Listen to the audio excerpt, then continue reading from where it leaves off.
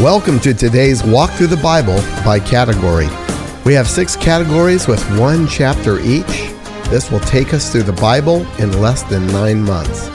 Our first category begins with a reading from the Torah, God's law through Moses. You have completed all reading of the books of the law. Our second chapter is from Israel's history. Ezra 9. After these things had been done, the officials approached me and said, "The people of Israel and the priests and the Levites have not separated themselves from the peoples of the lands with their abominations, from the Canaanites, the Hittites, the Perizzites, the Jebusites, the Ammonites, the Moabites, the Egyptians, and the Amorites. For they have taken some of their daughters to be wives for themselves and for their sons, so that the holy race has mixed itself with the peoples of the lands. And in this faithlessness the hand of the officials and chief men has been foremost." As soon as I heard this, I tore my garment and my cloak, and pulled hair from my head and beard, and sat appalled. Then all who trembled at the words of the God of Israel, because of the faithlessness of the returned exiles, gathered around me while I sat appalled until the evening sacrifice. And at the evening sacrifice I rose from my fasting, with my garment and my cloak torn, and fell upon my knees and spread out my hands to the Lord my God, saying, "O my God, I am ashamed, and blush, to lift my face to you, my God, for our iniquities have risen higher than our heads, and our guilt has mounted up to the heavens. From the days of our fathers to this day we have been in great guilt. And for our iniquities we, our kings, and our priests, have been given into the hand of the kings of the lands, to the sword, to captivity, to plundering, and to utter shame, as it is today. But now for a brief moment favor has been shown by the Lord our God, to leave us a remnant, and to give us a secure hold within his holy place, that our God may brighten our eyes and grant us a little reviving in our slavery. For we are slaves. Yet our God has not forsaken us in our slavery, but has extended to us his steadfast love before the kings of Persia, to grant us some reviving, to set up the house of our God, to repair its ruins, and to give us protection in Judea and Jerusalem. And now, O our God, what shall we say after this? For we have forsaken your commandments which you commanded by your servants the prophets, saying, The land that you are entering to take possession of it is a land impure with the impurity of the peoples of the lands, with their abominations that have filled it from end to end with their uncleanness.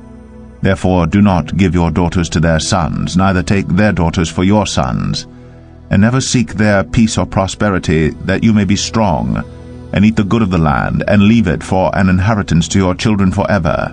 And after all that has come upon us for our evil deeds, and for our great guilt, seeing that you, our God, have punished us less than our iniquities deserved, and have given us such a remnant as this, shall we break your commandments again, and intermarry with the peoples who practice these abominations?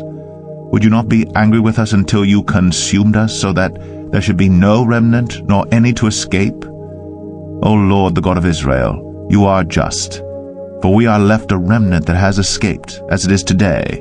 Behold, we are before you in our guilt, for none can stand before you because of this." Our third chapter is from Israel's prophets. The Book of Habakkuk, Chapter 1. The oracle that Habakkuk the prophet saw. O Lord, how long shall I cry for help, and you will not hear? Or cry to you violence, and you will not save? Why do you make me see iniquity, and why do you idly look at wrong? Destruction and violence are before me, strife and contention arise. So the law is paralyzed, and justice never goes forth. For the wicked surround the righteous, so justice goes forth perverted. Look among the nations and see. Wonder and be astounded. For I am doing a work in your days that you would not believe if told. For behold, I am raising up the Chaldeans, that bitter and hasty nation, who march through the breadth of the earth, to seize dwellings not their own. They are dreaded and fearsome. Their justice and dignity go forth from themselves. Their horses are swifter than leopards, more fierce than the evening wolves. Their horsemen press proudly on. Their horsemen come from afar. They fly like an eagle swift to devour. They all come for violence, all their faces forward. They gather captives like sand. At kings they scoff, and at rulers they laugh. They laugh at every fortress, for they pile up earth and take it. Then they sweep by like the wind and go on, guilty men whose own might is their God. Are you not from everlasting, O Lord my God, my Holy One? We shall not die.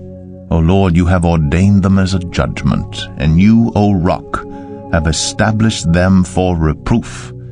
You who are of purer eyes than to see evil, and cannot look at wrong, why do you idly look at traitors and are silent when the wicked swallows up the man more righteous than he? You make mankind like the fish of the sea, like crawling things that have no ruler. He brings all of them up with a hook. He drags them out with his net. He gathers them in his drag net. So he rejoices and is glad. Therefore he sacrifices to his net and makes offerings to his drag net. For by them he lives in luxury, and his food is rich. Is he then to keep on emptying his net and mercilessly killing nations forever? Our fourth chapter is from Israel's wisdom and poetry. Psalm 25. To you, O Lord, I lift up my soul. O my God, in you I trust. Let me not be put to shame. Let not my enemies exult over me. Indeed, none who wait for you shall be put to shame. They shall be ashamed who are wantonly treacherous. Make me to know your ways, O Lord. Teach me your paths. Lead me in your truth and teach me, for you are the God of my salvation. For you I wait all the day long. Remember your mercy, O Lord, and your steadfast love, for they have been from of old.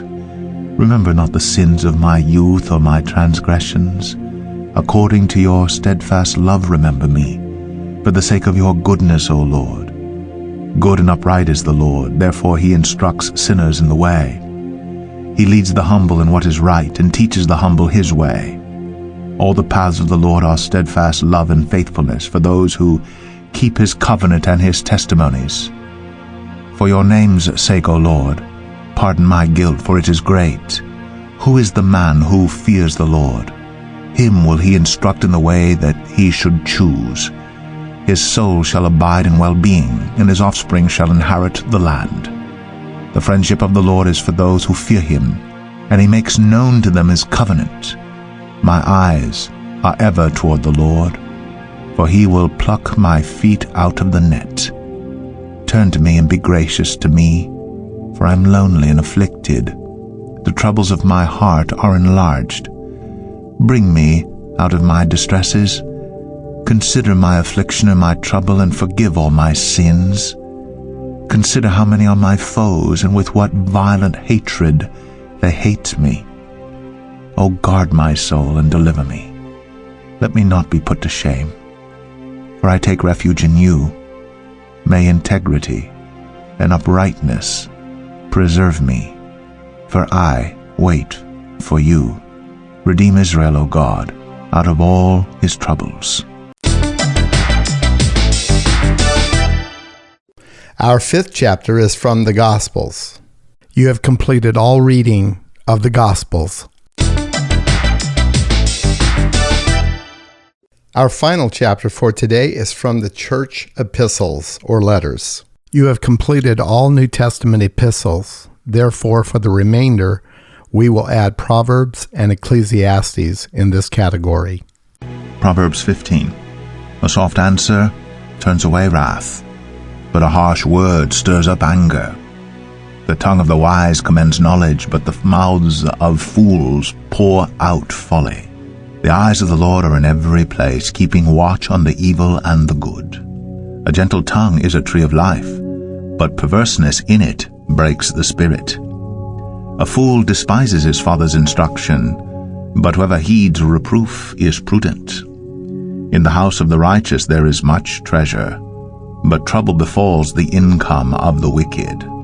The lips of the wise spread knowledge, not so the hearts of fools. The sacrifice of the wicked is an abomination to the Lord, but the prayer of the upright is acceptable to him. The way of the wicked is an abomination to the Lord, but he loves him who pursues righteousness. There is severe discipline for him who forsakes the way. Whoever hates reproof will die. Sheol and Abaddon lie open before the Lord. How much more the hearts of the children of man? A scoffer does not like to be reproved. He will not go to the wise. A glad heart makes a cheerful face, but by sorrow of heart the spirit is crushed. The heart of him who has understanding seeks knowledge, but the mouths of fools feed on folly. All the days of the afflicted are evil, but the cheerful of heart has a continual feast. Better is a little with the fear of the Lord than great treasure and trouble with it. Better is a dinner of herbs where love is than a fattened ox and hatred with it. A hot-tempered man stirs up strife, but he who is slow to anger quiets contention. The way of a sluggard is like a hedge of thorns, but the path of the upright is a level highway. A wise son makes a glad father, but a foolish man despises his mother. Folly is a joy to him who lacks sense, but a man of understanding walks straight ahead. Without counsel plans fail, but with many advisers they succeed. To make an apt answer is a joy to a man, and a word in season, how good it is. The path of life leads upward for the prudent, that he may turn away from Sheol beneath. The Lord tears down the house of the proud, but maintains the widow's boundaries. The thoughts of the wicked are an abomination to the Lord, but gracious words are pure. Whoever is greedy for unjust gain troubles his own household, but he who hates bribes will live. The heart of the righteous ponders how to answer, but the mouth of the wicked pours out evil things. The Lord is far from the wicked, but he hears the prayer of the righteous. The light of the eyes rejoices the heart, and good news refreshes the bones. The ear that listens to life-giving reproof will dwell among the wise. Whoever ignores instruction despises himself, but he who listens to reproof gains intelligence. The fear of the Lord is instruction in wisdom, and humility comes before honor.